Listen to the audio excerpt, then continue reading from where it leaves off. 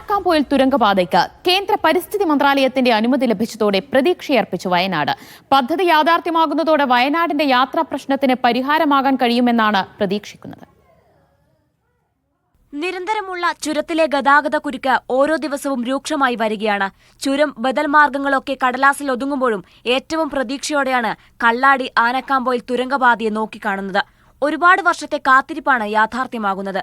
8 kilometre ദൂരം കണക്കാക്കുന്ന തുരങ്കപാതയ്ക്ക് കേന്ദ്ര അനുമതി ലഭിച്ചതോടെ വയനാട്ടിൽ വലിയ മാറ്റമുണ്ടാക്കാൻ കഴിയുമെന്നാണ് കരുതുന്നത്. തീർച്ചയായും വയനാട് പോലുള്ള ഒരു പിന്നോക്ക പ്രദേശത്തിന് പുത്തൻ ഉണർവ് നൽകും. പ്രത്യേകിച്ച് വയനാട് ചുരത്തിൽ നമ്മൾ അറിയുന്ന ദിവസങ്ങളായി തുടരുന്ന ഗതാഗത തടസ്സത്തിന് വലിയൊരു ഒരു പരിഹാരമാണ് ഈ തുരങ്കപാത നിങ്ങൾ വിശ്വസിക്കുന്നു. പരിസ്ഥിതി മന്ത്രാലയത്തിന്റെ കർശനമായ ഉപാധികളോടെയാണ് ഇപ്പോൾ അനുമതി നൽകിയിരിക്കുന്നത്.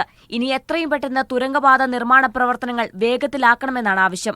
ടെൻഡർ നടപടികൾ വരെ പൂർത്തീകരിച്ച ഇത്തരം അതായത് തുരങ്കപാത അതാവട്ടെ എത്രയും പെട്ടെന്ന് പണി തുടങ്ങേണ്ടത് എന്നാണ് ഞങ്ങളുടെയൊക്കെ അഭിപ്രായം.